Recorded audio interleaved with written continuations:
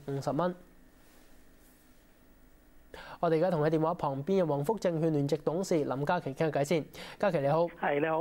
咁啊睇翻大市方面咧，見到今日咧港股咧都係升最多升超過100點啊，去到咧22,700點嘅水平。不過咧見到咧好似咧開始有個阻力出現啦。嚟緊你認為港股後市方面個發展係點樣？我諗後市咧都係跟翻住即係 A 股嗰個走勢方面咧，睇下會唔會再試翻高啲位置啦。咁啊，今日即係恆指咯，我諗年頭高開之後咧，其實你會見到即係喺22,700點呢啲水位咧，初步揾到個阻力嘅。咁而呢個阻力嘅位置咧，其實相等於咧即係舊年嘅時間啦，差唔多要係即係6月啊7月份時候嗰個位置咁。咁所以我諗短暫嚟講，再上升嘅空間又喺度。咁但係都可能會出現咧一個即係高位調整嘅格局出現。咁我諗今日 A 股咧就初步有翻個調整啦，咁但係就而家 AH 股個日價方面咧，其實已經係有再個即係再創個新高，咁所以我諗短暫嚟講，你話恆指再追翻日價機會都大，咁所以我諗短暫可能喺22,700點會有個阻力，咁但係應該都會試翻22,800點啊，甚至乎係23,000點呢啲水位啦。咁啊，市況咧仍然都係啊，唔係話咧十分之好啦。咁啊，見到現時美國財政懸崖咧都係未解決，咁啊，投資者咧都要留意住關因素。咁啊之後咧，我哋睇內房股嘅表現啦，見到咧上海再有新嘅地王誕生啊！咁啊，上海嘅海門路55號土地啦，成交價達到咧56億8千萬人民幣，咁啊每平方米咧達到23,300元人民幣嘅。咁啊，地王頻頻都出現啦，會唔會話觸動到中央嘅神經？嚟緊明年嘅房地產調控咧會收緊翻一啲？我相信都大嘅。如果你話即係嗰個拍賣嗰個金額方面係即係個尺價方面越嚟越高嘅話咧，咁其實變相咧即係話嚟緊啦，嗰個即係房地產個價格方面都應該係會有個提升。咁啊，今次咧你話喺嗰個即係競價嘅時間咧，嗰個金額咧確實係增加咗嘅。咁我哋亦都睇翻咧，即係近期咧，即係一啲住建部嘅即係言論入邊咧都講咗啦，嚟緊喺今年咧個限購啊，又或者咧係嗰個即係內房嗰個打壓措施咧，其實都應該會繼續。咁所以我諗喺出年嘅時間咧，整體嗰個房地產方面咧，可能會有部分咧會受到一個打壓。咁但係就即係事實歸事實啦。咁而家即係整體咧，即係內房嗰個走勢方面，其實就唔係話真係有個特別大嘅呢個變動，因為嚟緊我諗喺出年嘅時間咧，有好多嘅內房嘅一啲即係興建個數目咧，又或者新樓盤嘅推出個單位數量咧，其實都唔係話真係十分之多。咁有可能就係嗰個需求仍然係帶動之下啦，令到嗰個整體嗰個樓房嗰個推銷嘅情況咧，都應該可以繼續持續一個嘅比較健康嘅發展。咁啊，如果喺我諗你嚟緊啦，如果你話每按月啦，又或者按年啦，嗰個整體嗰個銷售數字啦，又或者嗰個價格唔係有個特別大升嘅話咧，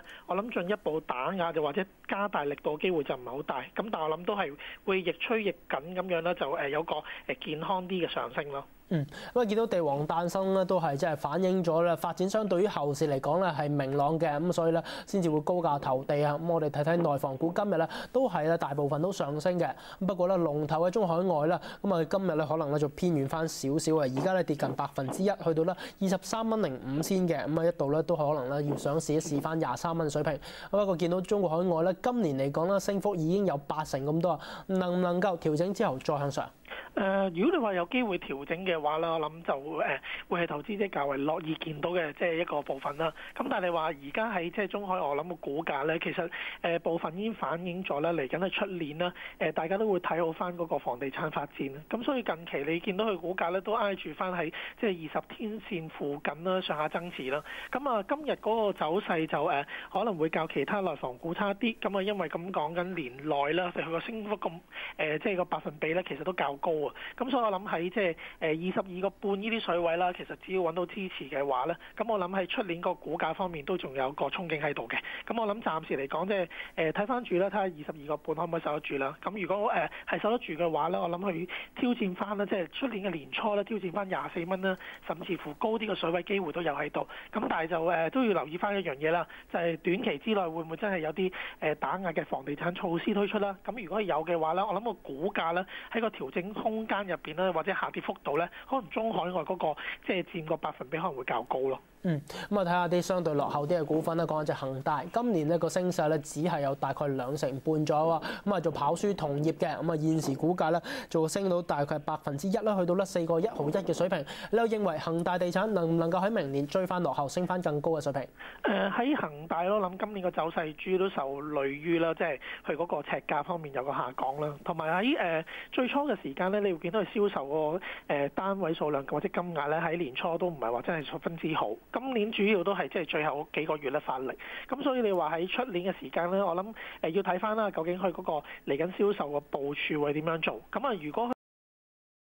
都能夠掌握到咧嗰個即係整體嗰個大市嘅話啦，咁我覺得呢個股價咧追落後機會都大嘅，因為而家講緊恒大咧喺嗰個即係無論係個年初到而家呢個股價個跌幅啦，又或者咧講緊咧係即係整體個資產性折讓咧，其實追落後嘅空間都有。咁啊，我諗即係只要翻咧，即係喺而家喺4蚊呢啲水位受得住嘅話咧，咁我諗你話係挑戰翻即係今年年中嘅時候高位咧4個半呢啲水位機都有喺度嘅。咁但係就要睇翻一樣嘢咧，就係嚟緊佢每個月咧嗰個整體每平方個價格會唔會真係維持嗰個低水平啦？咁如果係冇個比較大啲嘅上升嘅話咧，我諗股價可能暫時維持翻大約4.1啊或者4.2呢啲水位徘徊咯。咁啊，即係話要睇下咧，嚟緊啊，即係過多幾日啦，嘅呢啲月頭嘅一啲數據啦，咁見到11月咧，恒大地產咧每平方米銷售咧都比10月份好啲嘅，睇下12月方面嘅數字咧，又會唔會能夠咧做翻好啲？咁啊，跟住落嚟咧，我哋咧聽下家庭觀眾電話，電話旁邊咧係有任小姐㗎。任小姐你好，係，你好，想問咩股份咧？我想問一問嗰隻2866中海集運啊，我喺2.05蚊先買嘅。2866好啊。2.05蚊先買好啊！咁我哋見到咧，中海集運咧今日咧升近1%啊，去到咧2.26嘅水平。咁啊，近期咧航運股可能都唔係一啲當炒嘅股份嚟嘅。咁啊，不過咧喺踏入9月開始咧，都跟隨住個大市咧有翻強勁啲嘅反彈啊！嚟緊方面，明年能唔能夠話中海集運咧做翻再好啲？如果出年嘅話咧，我諗嗰個走勢方面都可以睇翻好啲嘅。咁啊，因為最主要我諗係即係中國經濟見底之後啦，其實有機會啦，即係嗰個集運嗰個行業方面咧，都會有翻一個即係明顯啲嘅改善喺度。咁啊，不過我諗就而家我諗個股價方面咧，就要睇翻住即係近期可唔可以守翻住啦，即係2.2啊、2.2毫2啊、2.2毫3呢啲水位。咁如果都唔守住嘅話，我建議就暫時可以止賺咗先啦，因為佢買個價錢咧其實都較為低啲。因為喺近11月嘅時間咧，其實嗰個航運數字或者波羅的海嗰個數字方面咧，其實都有個轉跌嘅情況。咁有可能即係出年嘅年中打後咧，嗰個航運業先會有翻個復甦。咁如果你話係今年聖誕節咧，又或者係出年年初即係新年嘅時間，農曆新年之前嘅時間，嗰個航運業都唔會見翻好轉嘅話咧，咁我諗中海集運可能會面對嗰個股價調整嘅。咁所以我諗暫時你可以設定翻啦，即係2.2毫2呢啲水位做個止賺位啦。咁如果唔係嘅話咧，我諗守得住呢個位咧，可以繼續望住翻咧，大約2.4呢啲水位。因為如果佢近期你見到佢10天線個支持力都較強，咁我諗喺近期嗰個即係無論 A 股嘅走勢或者港股嘅走勢方面咧，都可以令到個股價有個支持嘅。好啊，咁啊要睇下咧，咁啊美國方面經濟能唔能夠咧繼續喺下年嘅復甦咧，帶動成個航運業嘅表現嘅，咁啊可以留意住。咁啊之後咧，我哋聽多位家庭觀眾電話，電話旁邊係任先生。任先生你好，葉先生你好。係，早晨，想問咩股份咧？我想問一問189東岳。我而家仲未有貨嘅，睇下幾時可以入貨，幾時可以出。好啊，咁啊見到今日咧東岳啦升咗1毫子啊，升幅咧有2%嘅，去到咧5.05蚊先。咁啊見到個股價咧，其實咧喺9月開動之後咧3個半咧已經升到嚟5蚊㗎啦。現時買入係咪有啲即係要捱一捱價有機會？如果暫時買入咧，我諗都係炒住翻啦，嚟緊佢嗰個產品個價格啦，又或者整體嘅盈利咧有翻個上升。因為我諗東岳喺即係嚟緊嘅呢一年嘅即係嚟緊呢一年啦，佢受住嘅一啲受惠方面個機會都大嘅，因為一啲即係新材料嘅一啲股份咧，其實之前嗰個跌幅都幾大下。咁啊，而家佢你話由即係3個幾呢啲水位上翻嚟5蚊咧，直播就唔係話真係好高。咁啊，不過就你可以 hold 住翻咧。佢都有少少炒落後嘅意味嘅。咁如果佢真係守得住5蚊呢啲水位嘅話咧，可以考慮翻5蚊度買入啦。因為初步嚟講咧，你話10天線慢慢咧咁挨翻住啦，即係50天線附近到咧，都好似有個即係黃金小交叉再出現翻。因為而家25天線大約係即係5.02左右啦，咁啊10天線係4個8左右嘅。咁我諗只要時間係再多少少嘅話咧，我諗個股價喺5蚊應該都有個支持。咁你可以望住翻即係5蚊左右水位度買入啦。咁但係就要切近呢個止蝕價啦。我諗4個9你要考慮止蝕㗎啦，因為如果4個9都守唔住嘅話咧，佢應該會落翻咧4個8甚至乎4個6呢啲水位咯。好啊，咁啊要留意住個股價走勢啊。咁啊唔該晒嘉琪啦，咁詳盡嘅分析嘅。以上股份有冇持有咧？以上講嘅股份都冇持有嘅。唔該晒你。我哋呢節節目時間就差唔多啦。